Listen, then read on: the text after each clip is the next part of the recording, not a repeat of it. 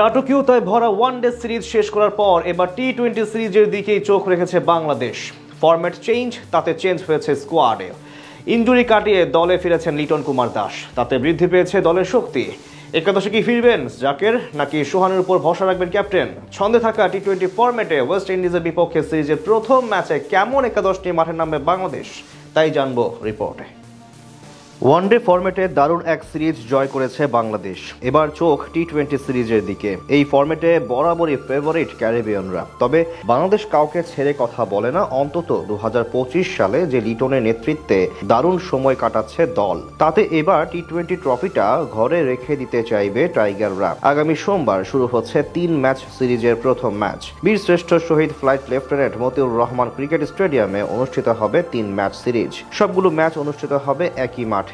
টি-20 ক্রিকেটে দুবার বিশ্বকাপের শিরোপা জিতেছে ওয়েস্ট ইন্ডিজ। মনে হতেই পারে যেন এই ফরম্যাটে তাদের সাথে যোজন পার্থক্য বাংলাদেশের। যদি এমন মনে হয় তবে এটা একেবারেই ভুল ধারণা। এখন পর্যন্ত সংক্ষিপ্ত ফরম্যাটে দু দলের মাঝে দেখা হয়েছে 19 বার, যেখানে 9 বার জিতেছে ওয়েস্ট ইন্ডিজ ও 8 বার জিতেছে বাংলাদেশ। বাকি 2 ম্যাচ হয়েছে পরিত্যক্ত।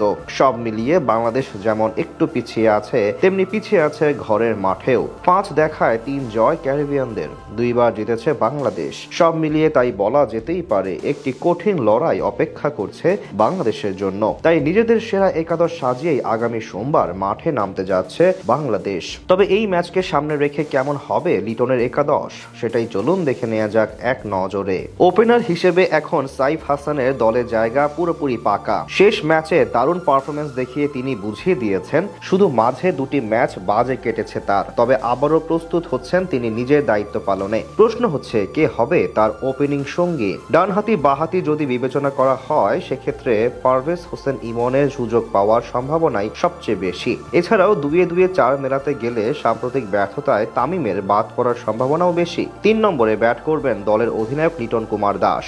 এখানেই সম্প্রতি সাফল্য পেয়েছেন তিনি। এশিয়া কাপের শেষ দিকে ছিটকে যান ইনজুরির কারণে, নয়তো কে জানে বাংলাদেশ পৌঁছে যেতে পারত ফাইনালে। 4 নম্বর পজিশনে খেলবেন দলের অটো চয়েস হৃদয়। যদিও তার পারফরমেন্স কথা বলছে না তার পক্ষে, তবুও তাকে রেখেই একাদশ সাজায় বাংলাদেশ। এখন প্রশ্ন হচ্ছে 5 নম্বর পজিশন কিংবা উইকেট কিপিং। লিটনের ফিরে আসার মধ্য দিয়ে সোহান ও জাকের আলীর মধ্য হতে একজনকে বাদ পড়তে হবে, সেটা অনুমেয়। যেহেতু আফগান সিরিজ জয়ের মূল নায়ক ছিলেন সোহান, তাই তিনি দলে থাকছেন নিশ্চিতভাবেই। সেক্ষেত্রে বাদ পড়বেন জাকের আলী। এদিকে 6 নম্বর পজিশনে থাকতে পারেন শামীম পাটোয়ারি। তাতে আরেকজন বোলিং অপশন যুক্ত হবে দলে। স্পিন বোলিং নির্ভর একাদশে আরো থাকবেন শেখ মাহাদি। 8 নম্বর পজিশনে রিশাদের উপস্থিতি ব্যাটিং গভীরতা বাড়াবে। 3 জন ফাস্ট বোলার নিয়ে নামতে পারে দল। সেক্ষেত্রে একাদশে থাকবেন মুস্তাফিজুর রহমান, তানজিম সাকিব ও তাসকিন আহমেদ। এই একাদশ নিয়েই মাঠে নামতে পারে বাংলাদেশ।